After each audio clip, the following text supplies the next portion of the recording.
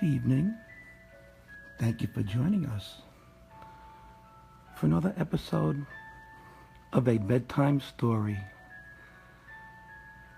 Parents are welcome to gather their kids around the computer or whatever device you might have. Last night, those of you who are asking, well, what happened to the story that you posted? I can't find it anymore. You see, folks, the Facebook police took down the story because of the title. The title was, "Do You Want to Play With My Balls?" It was an actual children's book, but the Facebook police took it down. But yet, they'll allow ISIS to recruit on Facebook. Oh well. So for tonight's story, I picked a less offensive, if you will, title that hopefully the Facebook police will not take down. We're living in different times, and I'm trying to keep up with the times according to my story. So today's story will be The Night Dad Went to Jail by Melissa Higgins.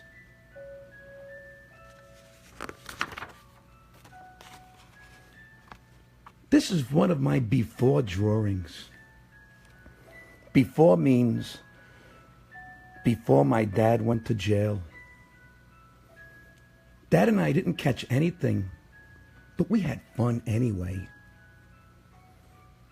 My dad calls me Sketch because I like to draw. Miss Sanchez, my school counselor, says drawing is a good way for me to show my feelings. I must have a lot of feelings. I draw all the time.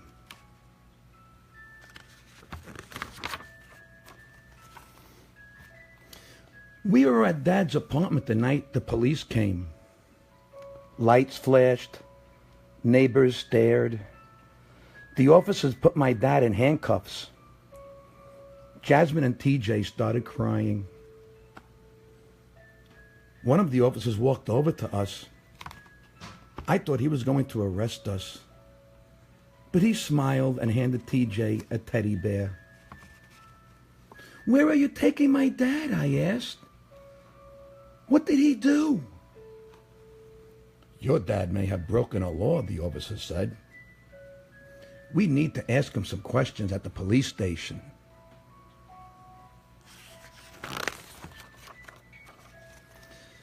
The officer stayed until a social worker came.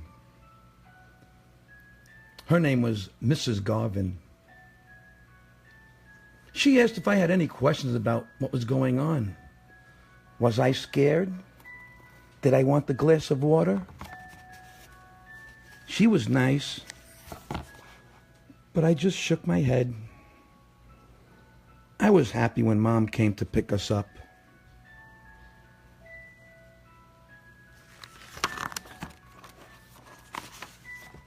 Mom talked on the phone almost all night.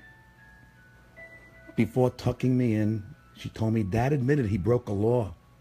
He was in trouble, and he would have stayed in jail for a while. I asked Mom if it wasn't my fault. She said it wasn't. Dad just made a bad choice. She said no matter what, she and Dad would always love me. My stomach didn't feel so woozy after that.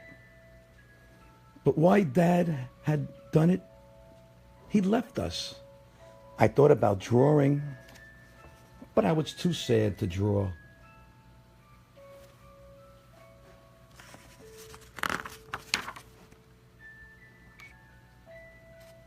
We are back. Yes, even Facebook Lives has commercials now. Some people can't handle it, but my true blue loyals understand. I mean, it's only a few seconds, and don't they sit through commercials on TV and on YouTube and in movie theaters and they sit through previews. So why does this upset them? If you don't like the commercials, just turn me off. Anyway, back to our story.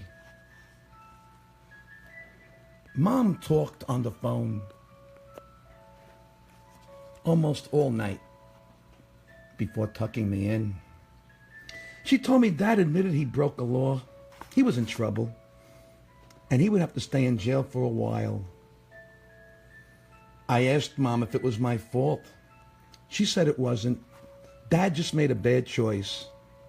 She said no matter what, she and Dad would always love me. My stomach didn't feel woozy after that, but I read the same page twice. The next morning, I kept my head down. I tried to hide behind my books, but Kenny saw me. Kenny lives on Dad's street. He saw Dad get into the police car. My face got hot. I crept into class, wishing I could erase myself.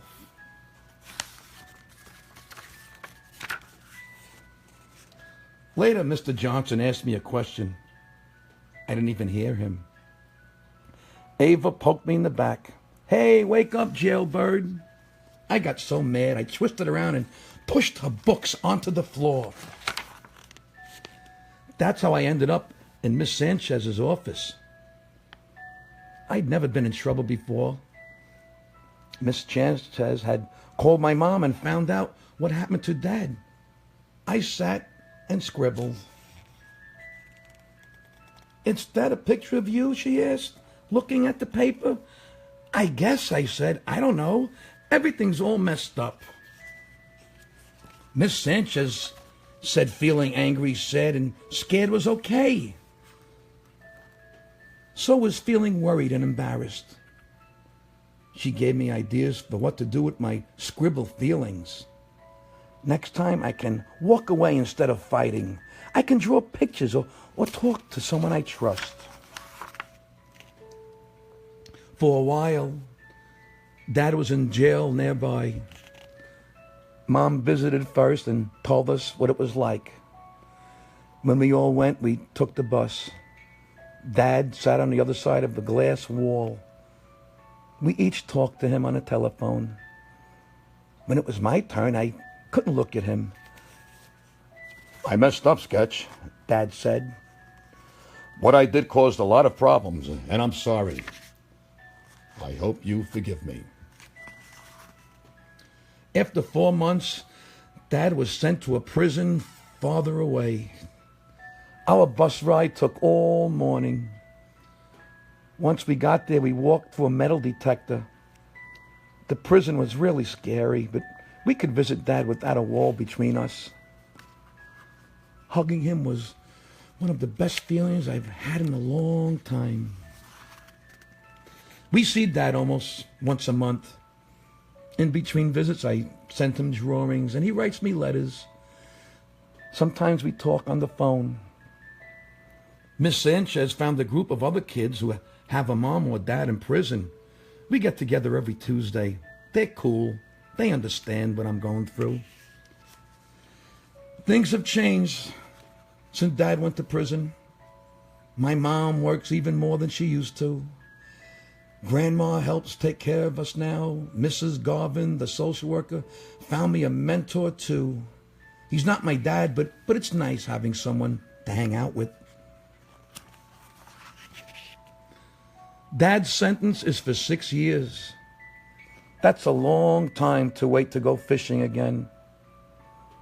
I'm still a little angry, but I'm working on forgiving my dad because I love him. And that, boys and girls, is the story of the night Dad went to jail. Tune in tomorrow and our story will be, why are people so mean on the social media? Good night. Sleep tight. Don't let the bed bugs bite.